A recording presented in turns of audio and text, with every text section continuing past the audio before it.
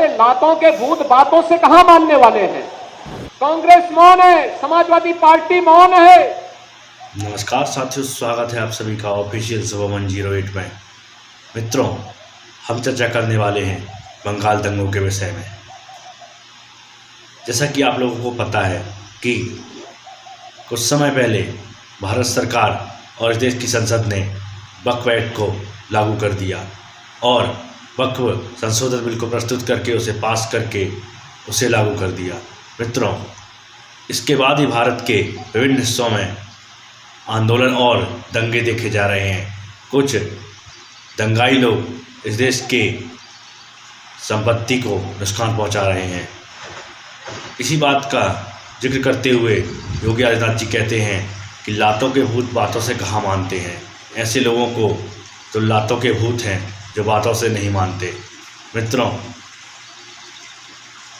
इस बात को चर्चा करते हुए वह कहते हैं कि इस समय बंगाल के मुर्शिदाबाद में जो दंगे चल रहे हैं उससे वहाँ के मुख्यमंत्री उस पर कोई एक्शन नहीं ले रही और इन दंगाइयों को उल्टा शांति दूत कह रही है। बिना डंडे के मानेंगे नहीं। आप देख रहे होंगे बंगाल जल रहा है, वहां की मुख्यमंत्री चुप है, दंगाइयों को शांति दूत कहती है। अरे लातों के भूत बातों से कहां मानने वाले हैं। कांग्रेस मौन है, समाजवादी पार्टी मौन है, टीएमसी मौन है। अगर उन्हें बांग्लादेश अच्छा लगता है तो उनको बांग्लादेश ही जाना चाहिए। क्यों भारत की धरती पर बोझा बने हुए हो। बिना डंडे के मानेंगे नहीं। आप देख रहे होंगे बंगाल जल रहा है। बंगाल में जो हो रहा है वह एक गलत घटना है और उन्होंने साथ ही माननीय अदालत को धन्यवाद देते हुए कहा कि आपने वहां पर केंद्र की फोर्स लगाकर वहां की सुरक्षा बढ़ाई और लोगों की सुरक्षा के लिए आपने केंद्र की फोर्स लगाई। अरे लातों के भूत बातों से कहां मानने वाले हैं।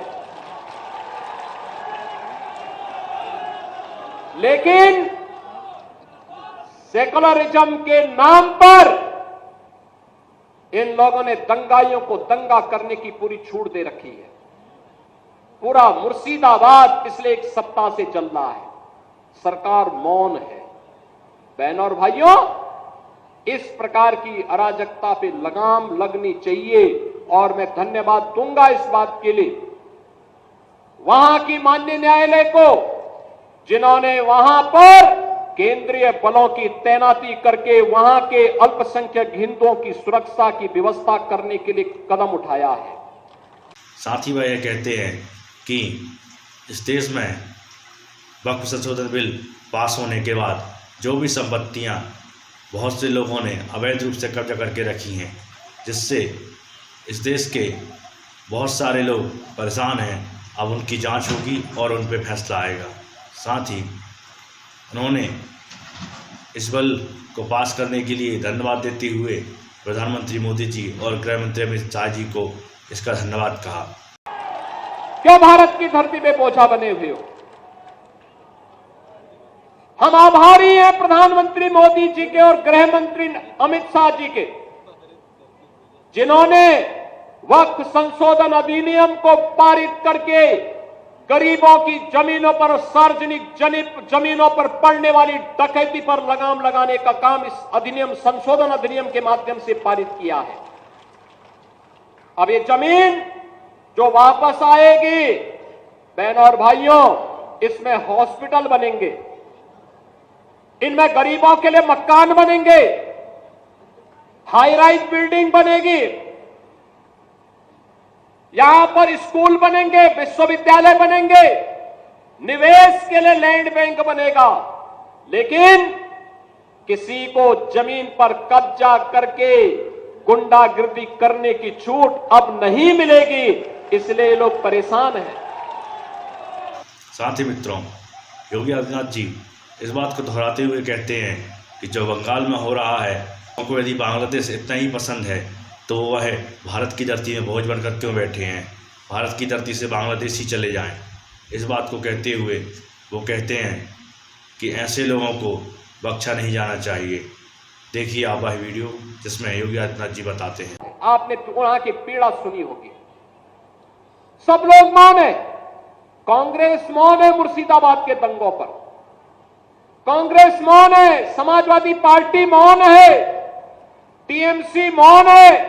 वे धमकी पे धमकी दिए जा रहे हैं, समर्थन कर रहे हैं। बांग्लादेश के अंदर जो हुआ था उसका समर्थन कर रहे हैं बड़ी बेशर्मी के साथ। अगर उन्हें बांग्लादेश अच्छा लगता है तो उनको बांग्लादेश ही जाना चाहिए। क्यों भारत की धरती पर बोझा बने हुए हो? क्यों भारत की धरती पे बोझा बने हुए हो?